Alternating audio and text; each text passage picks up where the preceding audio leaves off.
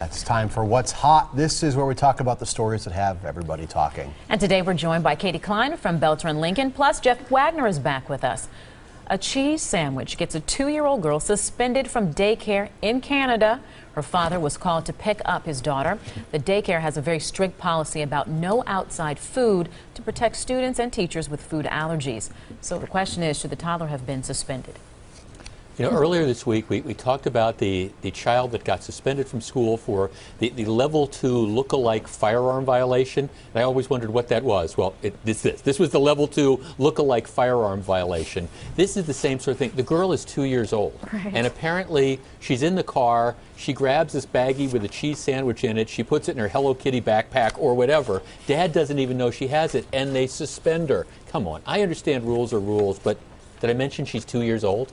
Right. Where's the age threshold here? If she's old enough to know what she's doing, then feel free to suspend them, or even do like the 3 strikes and you're out scenario. But she's 2 years old. 2-year-olds notoriously grab for things and put them in their bag because they see mom and dad and their older brothers and sisters do it. This is no different than that. But to suspend her from, her daycare scenario, it's ridiculous to me. See, I can understand a scenario. Now, they've got this rule because they're obsessed with food allergies. Now, I could understand if this was a situation where, for whatever reason, mom or dad was trying to smuggle in a Snickers bar for her. I get that. In that case, you get expelled. But this was just... It's a cheese sandwich.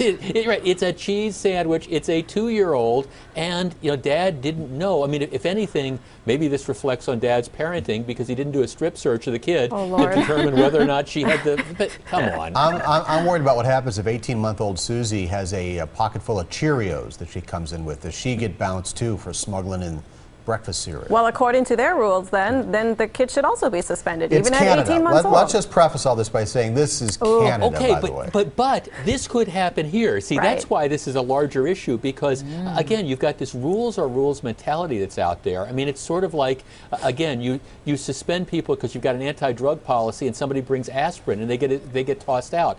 We need some common sense when it comes to this stuff. There's no anti-drug policy in Canada. Have you seen the mayor of Toronto? All right, enough knocking Canada. Coming up next, we're revealing the viewer's choice topic of the day. And Brian got her back with another look at your forecast. I'm picking on Canada because they beat us twice in hockey. Come on. For more What's Hot and our viewer choice topic of the day. Again, we're joined by Klein and Jeff Wagner from 620 WTMJ. The viewers chose this.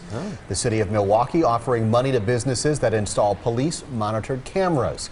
The city will use grant money to match investment from small business owners. Officials believe these surveillance cameras help deter thefts and catch criminals. Do you think this will help? I hope so, but I mean, if a criminal is motivated to follow through on their act of crime, they're going to do it regardless of whether there's a camera there or not, you think? Or extra cameras. You really think that? I do. I really do.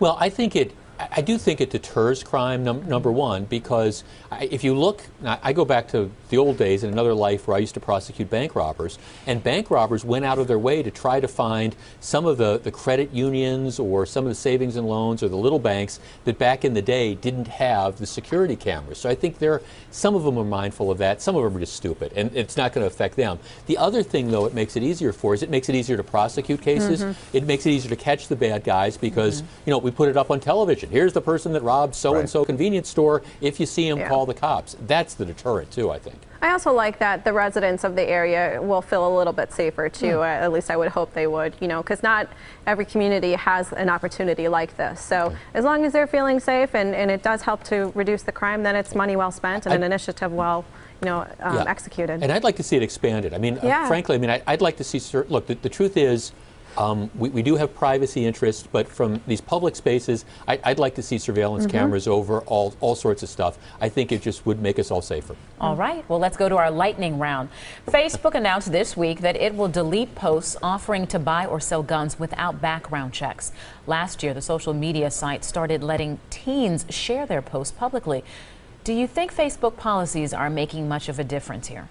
I think it's a step in the right direction, but I think more of these type of things needs to happen, especially online, where the restrictions are a little bit looser when it comes to gun sales and the interaction with guns, especially if you're underage. But is it going to reduce gun sales and crime with guns? I don't know. It's way too early to even speculate. Are there that many guns being sold over Facebook? I didn't know that was a thing. Evidently it is. I Right? mean, I don't have a number to say, you know, yes, it is a legitimate source of sales, but it's evidently raising enough red flags that Facebook has taken notice and has done something about that. And they're kind of conservative on their changes that they make regarding topics like this. But Katie, here's my question. This Facebook thing, has it jumped the shark? Isn't No. Facebook like yesterday? Isn't there all this new stuff out there now? There's always going to be new stuff. But you know what? Facebook is still a dominant social media platform for a good portion of the population. I mean, well over 1 billion people now are actively using Facebook. Now, are kids using it? Not as much as they once were, but Facebook is having a time of, you know, trying to regroup those young kids. See, I thought the thing that killed Facebook is when I started with When my you own started Facebook using page. it? Absolutely. Yeah, that's was, what killed it it's for me. over. Absolutely. And I was like, I'm done. I just need to say this. I watched the Jump the Shark video on YouTube the other day of Fonzie Yeah. Oh, yeah. jumping the shark. Happy days, It is yeah. unfair to compare anything to that because it is just it's so awesome. bad. By bad, you mean awesome. It's so bad. Yeah, bad with 1 D, not 2. Yeah. Oh, look at you, Jeff. No All Jimmy right, Buffett? No, not today. No Buffett today. Okay. The What's Hot discussion will continue online. Hey, Jeff, fins up.